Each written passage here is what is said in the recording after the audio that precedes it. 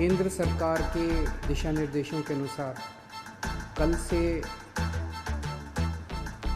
उन क्षेत्रों में जहाँ पे कोरोना का असर कम है या कोरोना नहीं है, वहाँ पे लॉकडाउन के शर्तों में थोड़ी ढील दी जा सकती है। तो हम सब लोगों को बैठ के ये सोचना है कि कल से क्या ढील दी जानी चाहिए, और अगर ढील दी जानी चाहिए तो कितनी ढील दी जानी चाहिए।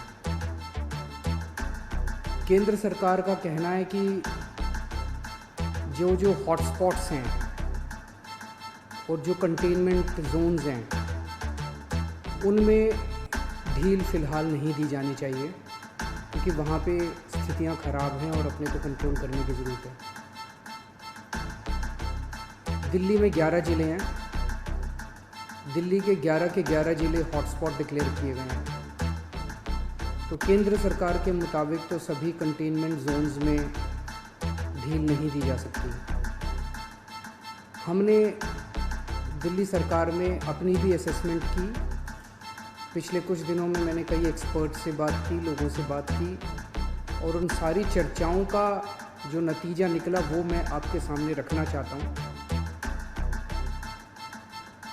पिछले कुछ दिनों से दिल्ली में कोरोना के केसेस में बढ़ोतरी होनी शुरू हुई है। हमने टेस्ट भी ज़्यादा करने चालू किए हैं। पिछले कुछ दिनों में हमने काफ़ी टेस्ट किए हैं दिल्ली के अंदर, और कोरोना के केसेस में बढ़ोतरी भी चालू हुई है। आज दिल्ली में टोटल 1893 केस हैं। मोटा 1900 मान लो, 1900 केस हैं। 1900 में से 26 आईसीयू में हैं और 6 वेंटिलेटर पे हैं। लगभग 43 लोगों की मौत हो चुकी है। 26 आईसीयू में, 6 वेंटिलेटर पे हैं। आप सोच के देखो कि अगर लॉकडाउन नहीं होता तो क्या होता। दूसरे देशों का जो हाल है, भगवान ना करे अगर ऐसा अपने देश में होता, अगर लॉकडाउन ना होता, मान लो 3000 लोगों को आईसीयू की ज़रूरत पड़ जाती, मान लो 2-2.5 हज़ार लोगों को वेंटिलेटर की ज़रूरत पड़ जाती है, और ज़्यादा लोगों को। इतने तो आईसीयू ही नहीं थे, इतने तो वेंटिलेटर ही नहीं है। इटली में, स्पेन में, अमेरिका में यही देखने को मिल रहा है कि आईसीयू कम पड़ गए, वेंटिलेटर कम पड़ गए, अस्पताल की व्यवस्थाएं कम पड़ गई। सड़कों के ऊपर, अस्पताल के बाहर लोग पड़े हुए हैं जिनको इलाज नहीं मिल पा रहा। अगर लॉकडाउन नहीं होता तो स्थिति ऐसी हो सकती थी। लॉकडाउन की वजह से केसेस कम हैं फिलहाल। आज दिल्ली में पूरे देश की 2% जनसंख्या रहती है, लेकिन पूरे देश के जितने कोरोना के मामले हैं उसका 12% मामले कोरोना के दिल्ली में हैं।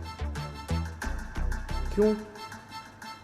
दिल्ली देश की राजधानी है, इसीलिए दिल्ली को कोरोना की सबसे मुश्किल लड़ाई इस टाइम दिल्ली लड़ रही है। पिछले 2-2.5 महीने के अंदर विदेशों से जितने लोग आए वही लेके आए कोरोना विदेशों से, अपने देश में तो था नहीं।